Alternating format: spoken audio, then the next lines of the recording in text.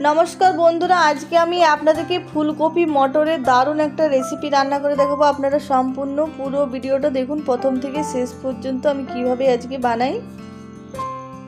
Are प्रथमे आमी मटर सेদ্ধ करे नेब। तार जोन्नो कुकारे आमी दिये दिচ্ছি जल और मटर आमी दिये दिচ্ছি कुकारेर मধ্যে। मटरटा सारा रात आमी भिजिए रेखेছিলাম और एखाने आमी 200 ग्राम मतन मटर निয়েছি।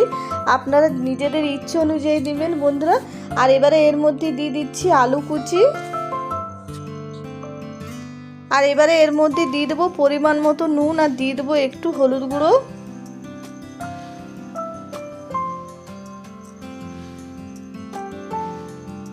আর একটু দিয়ে দিলাম সরষের তেল। আর এবারে কুকারে ঢাকনা লাগিয়ে নেব। আর মটরটা 5 থেকে 6 সিটি দিয়েছি, তাতে খুব সুন্দর সেদ্ধ হয়ে গেছে। এবারে একটা পাত্রে আমি ঢেলে নিচ্ছি।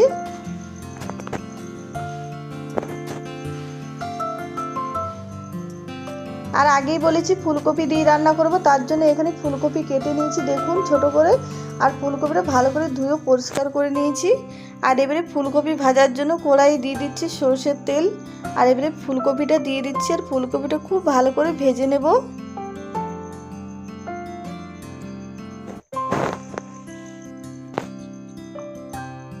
আর এবারে ফুলকপির মধ্যে দিয়ে দিলাম পরিমাণ মতো নুন আর দিয়ে দেবো একটু হলুদ গুঁড়ো।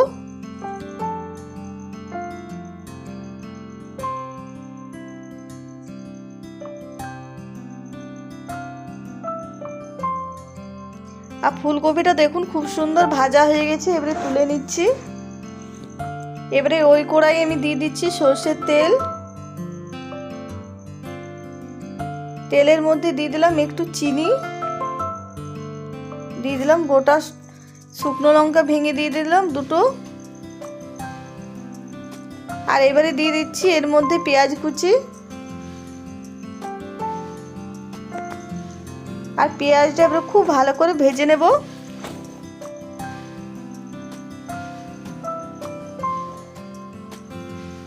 আর পেঁয়াজটা খুব সুন্দর ভাজা হয়ে গেছে। এবারে এর মধ্যে দিয়ে দিচ্ছি টমেটো কুচি।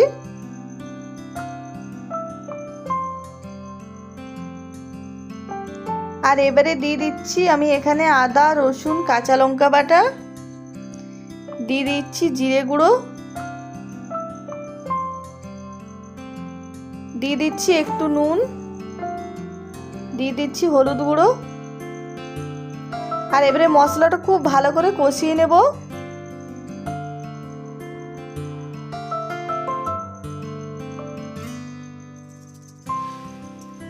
মশলাটা কিছুক্ষণ কষিয়ে নিয়েছি। এবারে এর মধ্যে ভেজে রাখা ফুলকপি দিয়ে দিচ্ছি।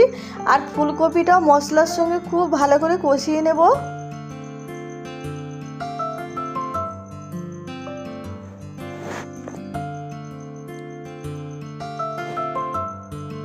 আর ফুলকপিটা খুব সুন্দর মশলার সঙ্গে কষানো হয়ে গেছে। এবারে সেদ্ধ করে রাখা মটর আর আলু দিয়ে দিচ্ছি আর খুব ভালো করে মিশিয়ে নেব।